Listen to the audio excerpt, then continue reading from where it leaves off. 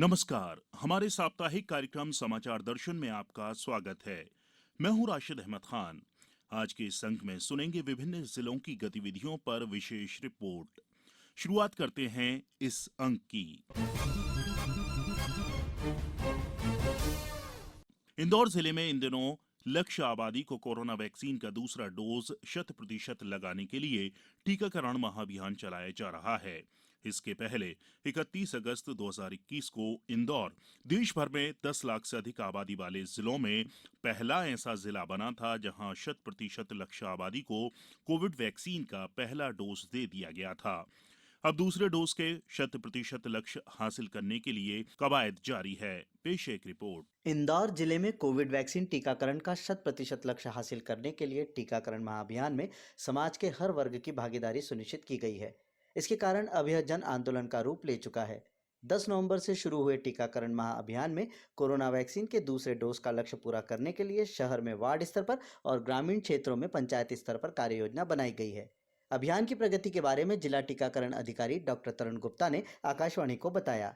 प्रदेश में टीकाकरण के सेकेंड डोज को पूर्ण करने के लिए 31 दिसंबर तक 100% द्वितीय डोज का टीकाकरण किया जाना है।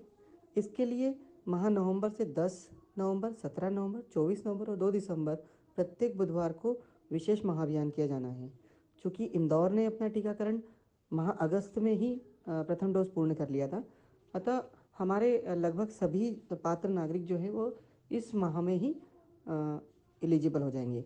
इसलिए जिला प्रशासन के द्वारा माह नवंबर में ही द्वितीय डोज को पूर्ण किया जाना है। इसके लिए विशेष महाअभियान प्रतिदिन निरंतर पिछले 3 दिन से किया जा रहा है, जिसमें पिछले 3 दिनों में करीब 2.5 लाख 1 लाख 2 लाख 10 हज़ार से अधिक टीके लगाए जा चुके हैं और अभी तक इंदौर का सेकेंड डोज का टीकाकरण करीब 66% किया हो चुका है।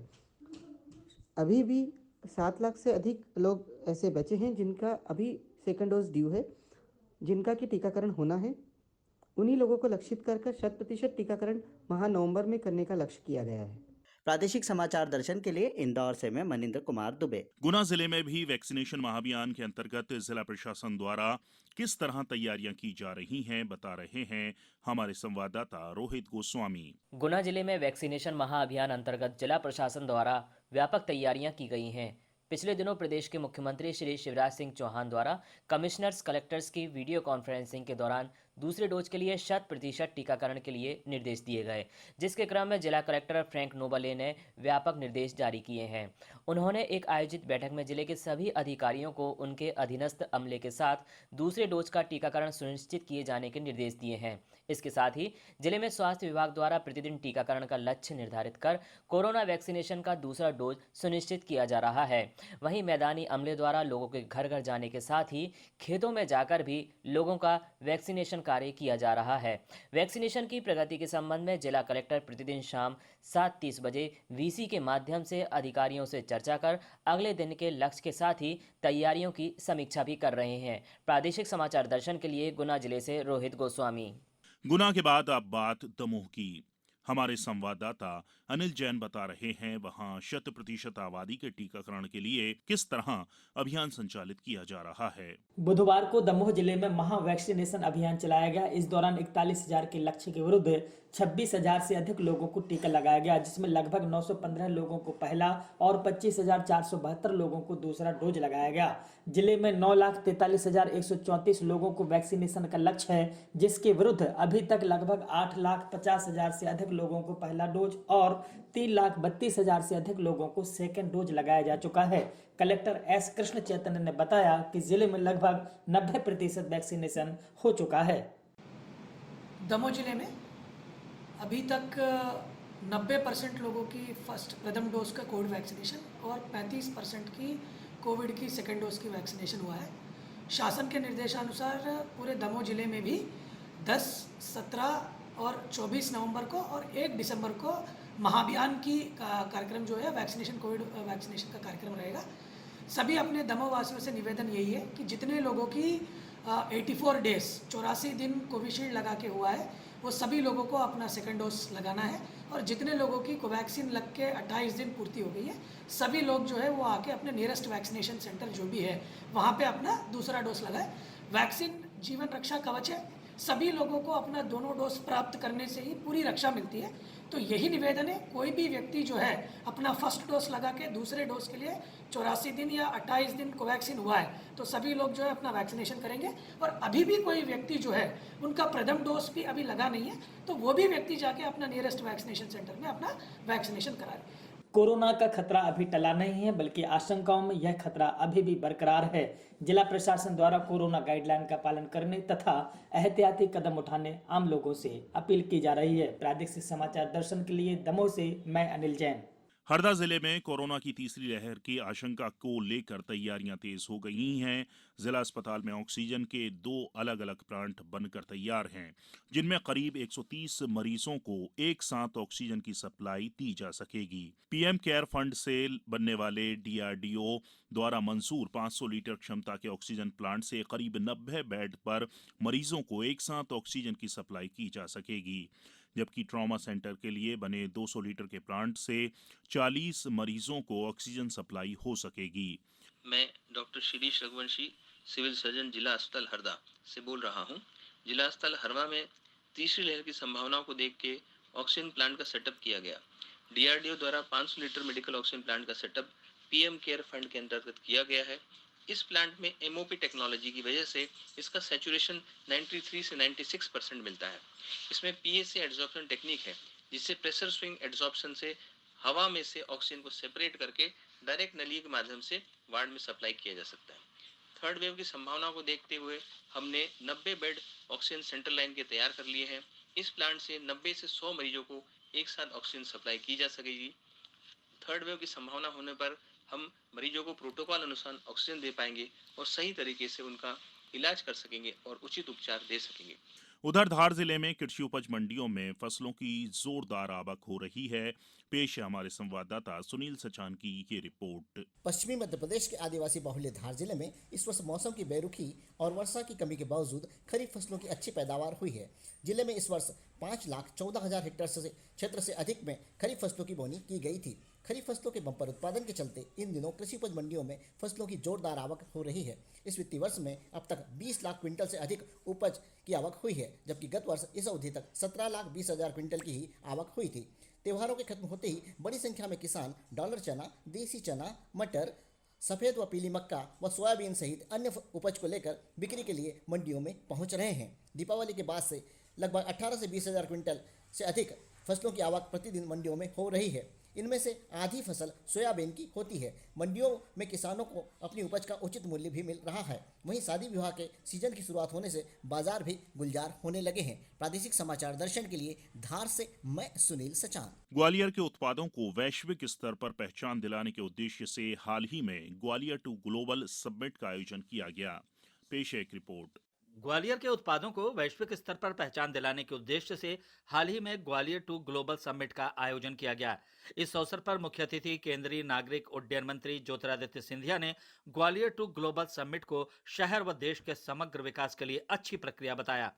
कॉन्फेडरेशन ऑफ इंडियन इंडस्ट्रीज तथा जीवाजी विश्वविद्यालय के संयुक्त तत्वावधान में हुए ग्वालियर टू ग्लोबल समिट को संबोधित करते हुए श्री सिंधिया ने कहा कि शहर में विश्व स्तरीय संस्थान है और यहाँ के उत्पाद भी उत्कृष्ट हैं, बस सही तरीके से इनकी ब्रांडिंग किए जाने की जरूरत है। श्री सिंधिया ने G2G के विचार को ग्वालियर टू ग्लोबल से ग्लोबल टू ग्वालियर तक विस्तृत करने पर बल दिया। इसके लिए उन्होंने 7 सूत्र भी बताए। केंद्रीय मंत्री ज्योतिरादित्य सिंधिया की मौजूदगी में एक अहम MOU भी हुआ। इस समझौते के तहत एक गोबर व पराली बैंक बनाया जाएगा। इससे क्षेत्र के किसानों को बड़ा फायदा होगा। जीवाजी विश्वविद्यालय में इस पर शोध भी किया जा रहा है। ग्वालियर टू ग्लोबल समिट के बारे में जीवाजी विश्वविद्यालय की कुलपति प्रोफेसर संगीता शुक्ला ने हमें बताया।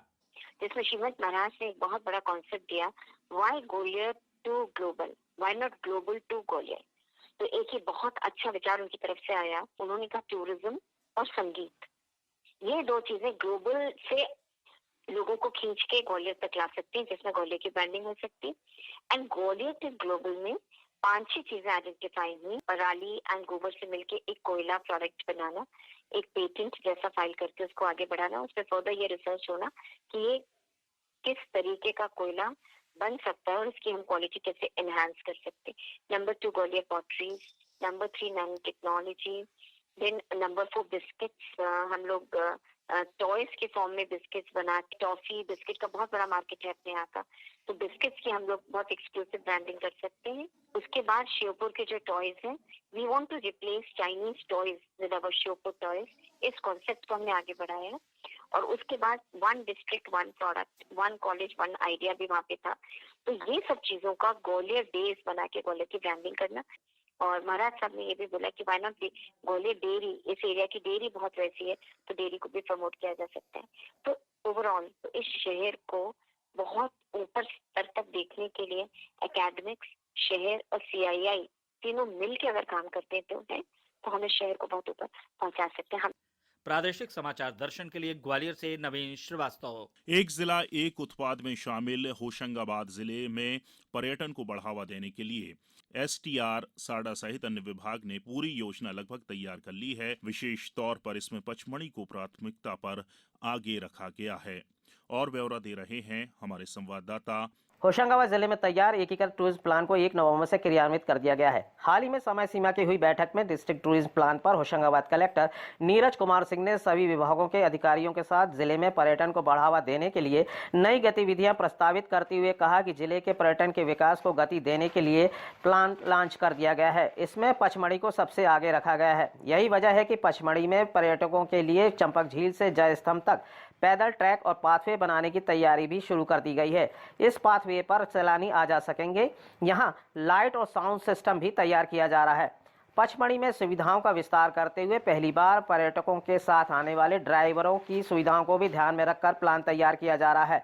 पचमढ़ी के अलावा मढ़ई, होशंगाबाद के धार्मिक स्थल, तवा बांध और अन्य विविध पर्यटन क्षेत्रों पर मध्य प्रदेश पर्यटन विकास निगम, होशंगाबाद पर्यटन विकास निगम, सतपुड़ा टाइगर रिजर्व, वन उद्यान की रेशम आदि विभागों द्वारा प्रचलित पर्यटन संबंधी गतिविधियों को भी बेहतर किया जा रहा है। प्रादेशिक समाचार दर्शन के लिए होशंगाबाद से मैं तनुज तिवारी। इंदौर से लगा देवास जिला भी अब स्वच्छता में नए आयाम स्थापित कर रहा है। सुनिए हमारे संवाददाता नितिन कुमार गुप्ता की ये रिपोर्ट। राष्ट्रीय स्वच्छता सर्वेक्षण के तहत देवास शहर को राष्ट्रीय अवार्ड मिलने जा रहा है।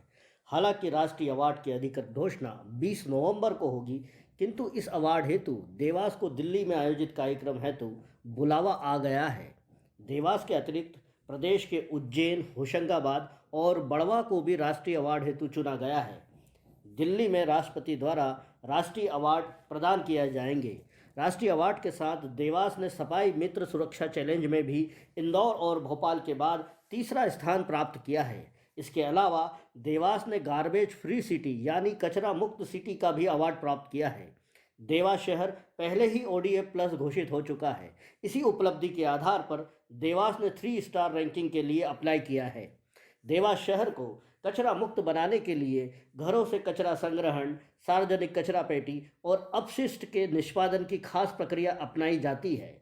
साथ ही सफाई कर्मियों की सुरक्षा के लिए भी विशेष उपकरण के साथ मापदंडों का पालन किया जा रहा है। इसी की बदौलत देवास को यह अवार्ड मिलने जा रहा है। प्रादेशिक समाचार दर्शन के लिए देवास से नितिन गुप्ता। आजादी का अमृत महोत्सव के तहत डिंडोरी जिले में विविध साक्षरता शिविर आयोजित किए जा रहे हैं।